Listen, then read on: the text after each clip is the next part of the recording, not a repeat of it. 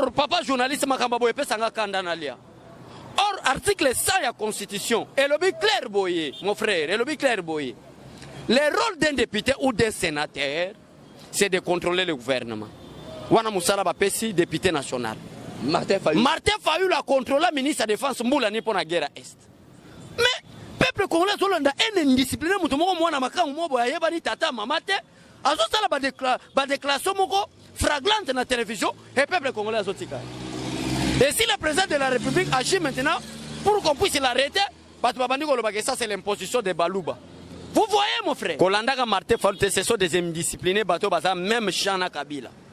Kolanda Martin Fayulu, Martin Fayulu, tu dois faire beaucoup attention mon frère Martin Fayulu. Bah, bien, ça constitue même une infraction où on peut vous arrêter. Yo Adolphe Muzitu, yo Adolphe Muzitu. Mais où tu es le premier ministre, papa? Où tu es le premier ministre, chef du gouvernement congolais? Il était où? Est-ce que guerre Oyo, il y a SAPI? Et bandit en 2018, tu Adolphe Muzitu à Koutiango. Pour en aller à Sakangote, Bana Makango Mobo, Ibaga, au Sarana, président de la République. Et on a déjà place pour que tu as conjugué verbe être même au temps présent. Pourquoi pas parler de verbe avoir au temps présent? Parce que ça, premier verbe, mon annonce, je suis au premier personne du singulier, je, c'est le verbe avoir au premier personne du singulier.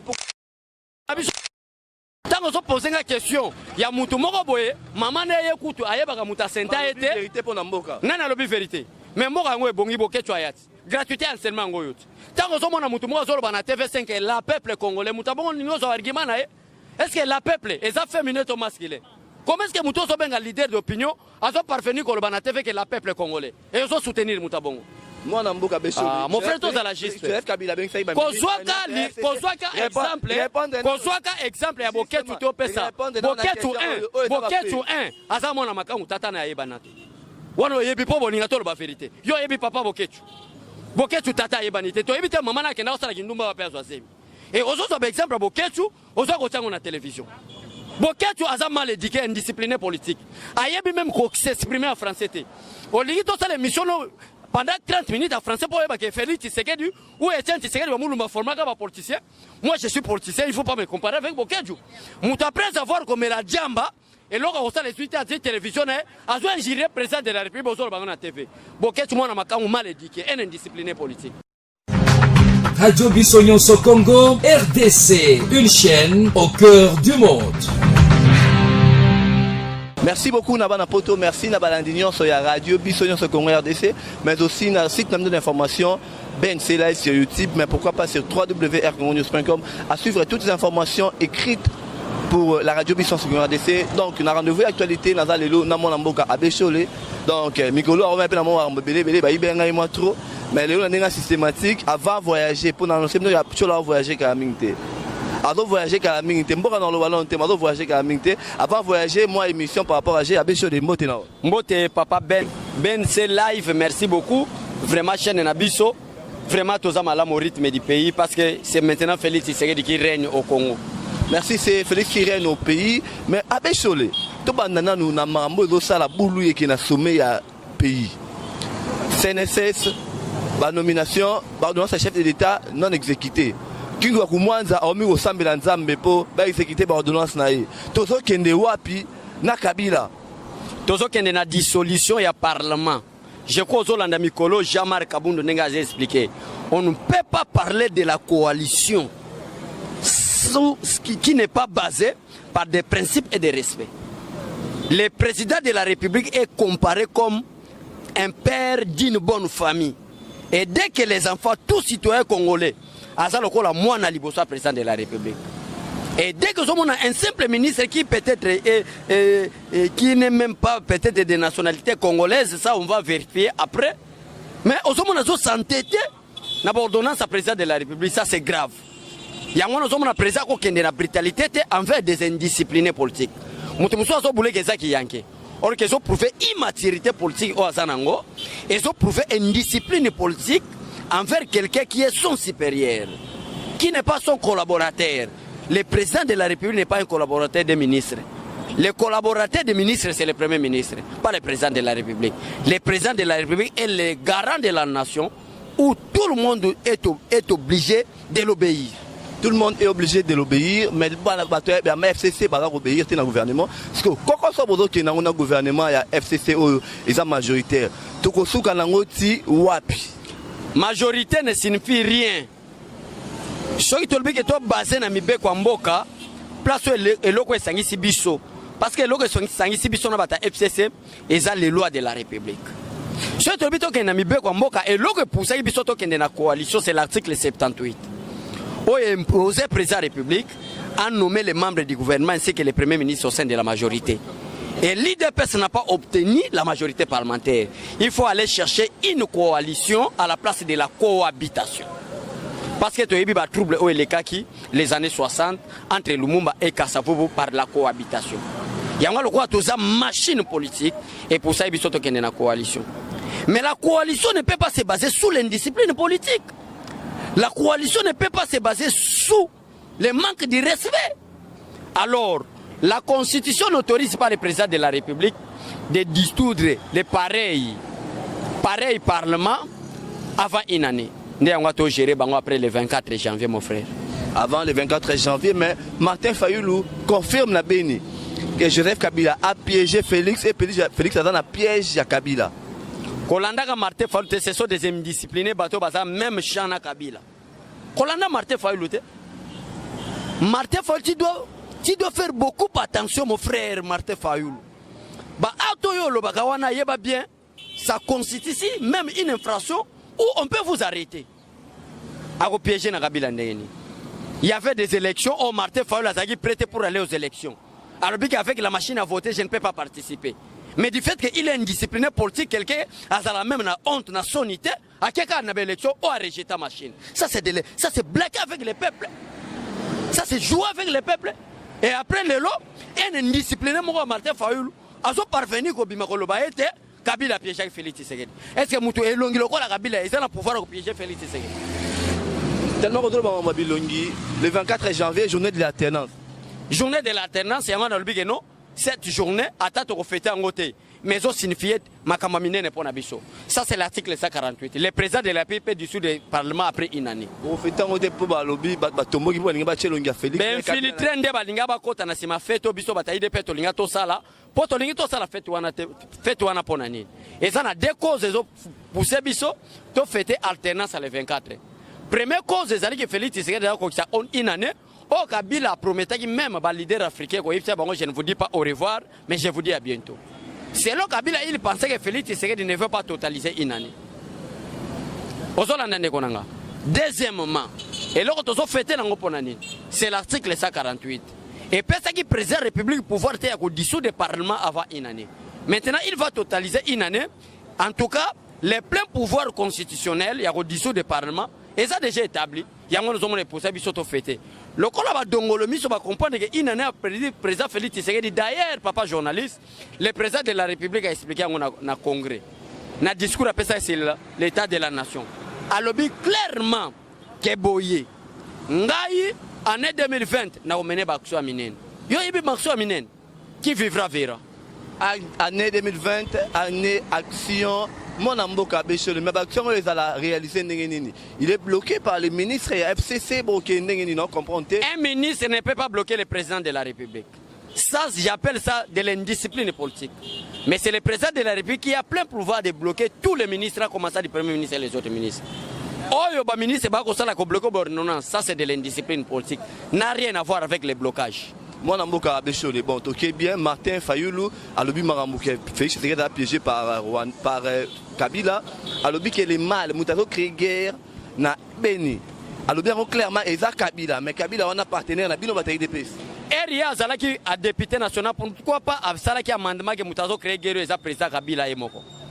Era Zalaki député provincial, pourquoi le Baka Ngote? Ça c'est Martin Fayoulou, tu dois se taire. Mounoko Zoya Mounene, Wana Kanga Ngomouké. S'il vous plaît, quand on a un Martin Fayoulou Ozala, député national. Kabila Zaki, président de la République. Or, papa journaliste Makambabo Epe Sanga Kandanalia.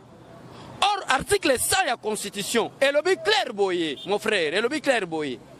Le rôle d'un député ou d'un sénateur, c'est de contrôler le gouvernement. Wana Moussala Bapesi, député national. Martin Fayulu a contrôlé le ministre de la Défense Mboula ni pour la guerre à Est. Mais peuple congolais Zolanda est indiscipliné mutumo mwana makamu mobo ya yeba ni tata mamate azo sala ba déclaration moko flagrante na télévision et peuple congolais azotika. Et si le président de la République agit maintenant pour qu'on puisse l'arrêter, ça c'est l'imposition de Balouba. Vous voyez mon frère? Oui, même justement à Bécholi. De l'autre côté, Adolphe Mouzitou.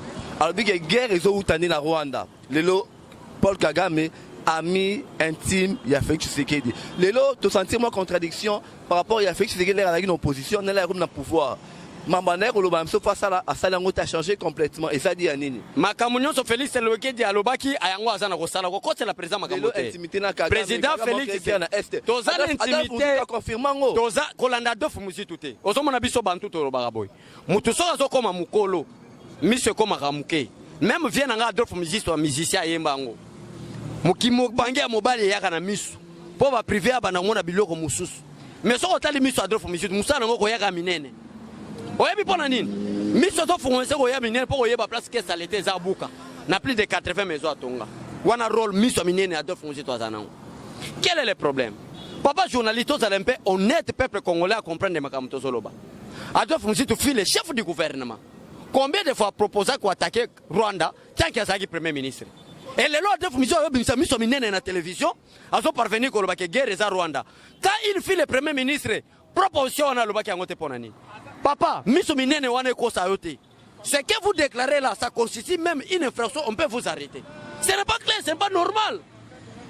Yo Ozomona Babilo boepe sanga kanda. Yo Adolphe Muzitu yo Adolphe Muzitu. Mais où tu es le premier ministre papa? Où tu es le premier ministre chef du gouvernement congolais? Il était où? Est-ce que guerre oyo il y a SAPI et bandit en 2018 to Adolphe Muzitu akutiango. Pour ani asili saki angote. Bana makangu mo boy bara o sana président de la République. Abecho le toro tuna moko. Est-ce que Rwanda lelo aza ennemi na biso to ndengeneni? Politiquement je peux accepter oui. Mais diplomatiquement je dis non. Pourquoi je dis politiquement? Parce que yende mutatinda Kabila na Congo. Joseph Kabila aza congolais aza rwandais. Aza fruit ya Kagame. Pourquoi je dis diplomatiquement non?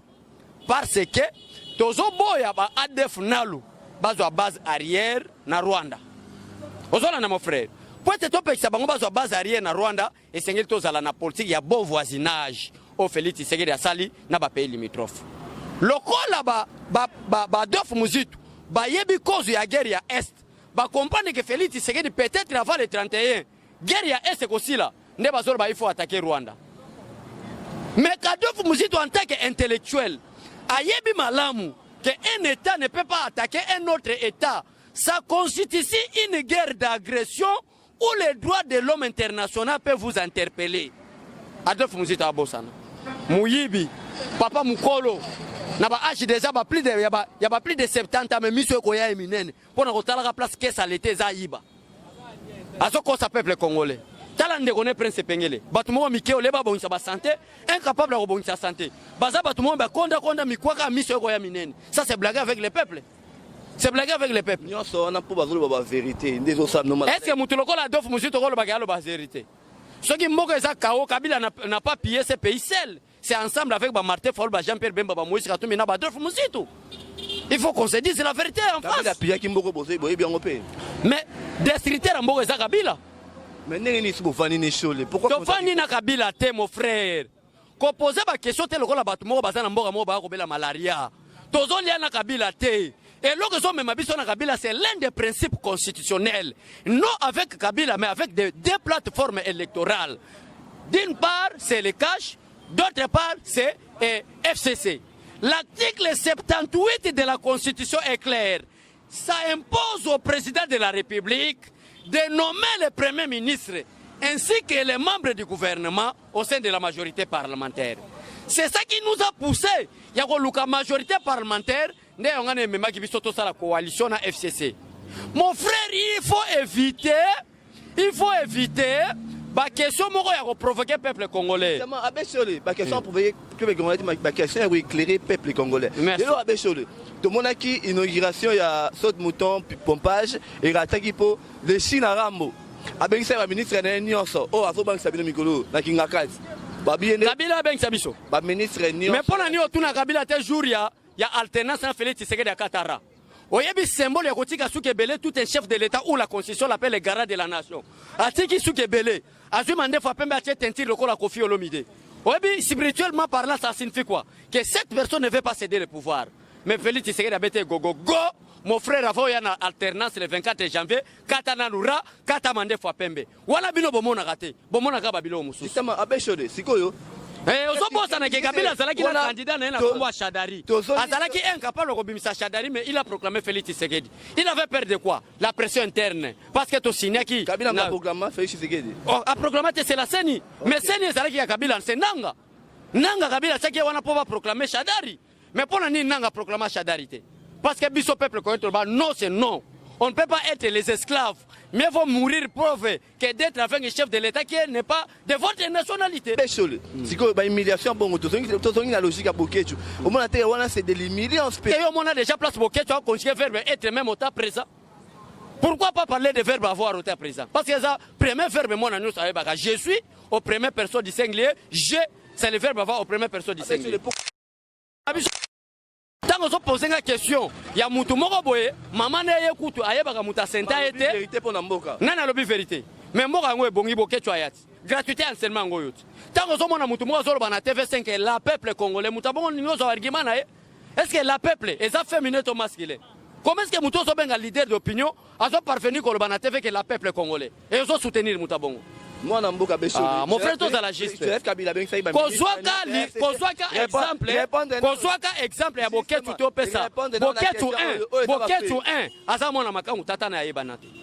Wana oyebi po boninga to ba vérité. Yo yebi papa Boketu. Boketu tata yebani te. To yebi te mama na kenda osala kindumba ba pesa zemi. Et ozozo ba exemple Boketu, ozo ko tango na télévision. Boketu aza mal éduqué, indiscipliné politique. Ayebi même ko s'exprimer en français te. Olingi to sala émission pendant 30 minutes en français pour que Félix Tshisekedi ou Etienne Tshisekedi va moulouma former comme politicien. Moi je suis politicien, il ne faut pas me comparer avec Boketu. Mouta après savoir comme la Djamba et là on les suites à la télévision a joué un géré président de la République au la TV. Boketu moi na makamu mal éduqué, un indiscipliné politique. Boketu un indiscipliné, tout on a un dossier à Kabila. Kabila en Diel ou en Dionabino parce que tout le monde a Toza en Diona Kabila mais Toza na deux plateformes électorales. FCC na cache pour former la majorité parlementaire place au gouvernement Kobima. Na Kabila pourquoi citer le nom de Kabila? Et ce n'est pas Kabila qui engage, ce n'est pas Kabila qui engage FCC. C'est lui qui engage FCC en face à l'État congolais, c'est Némi Mouilane. Mais c'est l'autorité morale à FCC. L'autorité morale n'existe pas. Quelle morale qu'il va diriger? Parce que la conclusion, on a un rapport, on a un sala. Pesa on a Némi. Kingakati na yebite so kindoke Kabila mema bango. Mais jamais Kabunda porte aux alana. Jamais Kabunda ke na Kabila te ngwana FC bango conjugué verbe. Azalaka te. Bimisa jamais Kabunda Kingakati kenda te. Na locha ba photo ba ota suba vomo nango ya. Makambu oyo jamais Kabunda mataka na mpunda ba publika ezaki na Kingakati te. Ezalaki pour former. Ba fanda na mesa moko na ba soki to kofana na Kabila c'est pour former la coalition. Mais na Kingakati. Na Kingakati te ezaki na nsela et pas Tshisekedi wa Mulumba. Bango de ba eko tale na nsele. Mais pourquoi banga te humiliation Kabila olinga pesa? Tozo banga humiliation te toza bato tozo éducation papa Tshisekedi wa Mulumba. Ezo pousser biso to respecter mais bato basala biso mabe. Yangwana au nom de la paix, au nom de la sécurité, au nom de la protection du peuple congolais, Félix Tshisekedi a dit que je ne peux pas fouiner le passé. Parce que dès qu'on va commencer à fouiner le passé, et Martin Fayulu, et Jean-Pierre Bemba, et Kabila, Adolphe Muzitu, et tous les autres politiciens congolais seront tous aux arrêts. Yangwana au nom de la paix. Sécuriser le peuple congolais. C'est ça. Merci beaucoup Abeshole Tomiko pour ça vraiment dans cette émission Nabiso. Le loso faut pas ça battre moralement au foot en 2020. Les gros alanines. 2020, attendez-vous à deux choses.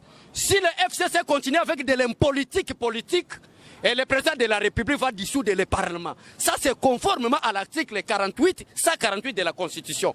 Alinéa 1 de cet article dit ceci. Au cas où il y a une crise persistante entre le gouvernement et l'Assemblée nationale, le président de la République peut dissoudre l'Assemblée nationale.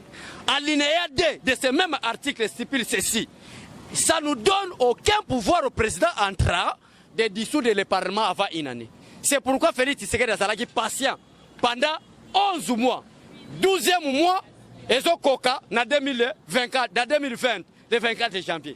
Il y a un Félix Tshisekedi l'homme président voit le mal de loin à promettre le peuple congolais. Peuple congolais, ne craignez rien. 2020, ça sera une année de grandes actions. Et connaissez-vous ces grandes actions?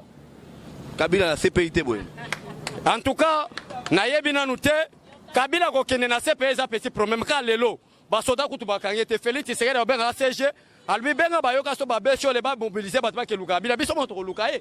Kaninge to benga na pouvoir to betaka masasite. To yebi so ko bomba biso Félix Tshisekedi ou rien. Kabila seda. Rwanda yeko so biso ba esclave. C'est le peuple yangwana kumisa ba combattant nga IDPS. Yangwana kumisa ka président nga Félix Tshisekedi. Attaque au violer constitution violent pendant 30 ans pour éduquer le peuple congolais. Radio Bissonyonso Congo, RDC, une chaîne au cœur du monde. Vous êtes sur la radio Bissonyonso Congo RDC. Oui, tapez www.radiocongonews.com, accédez dans notre site et avoir toutes nos informations. Soyez le mieux informés dans le monde.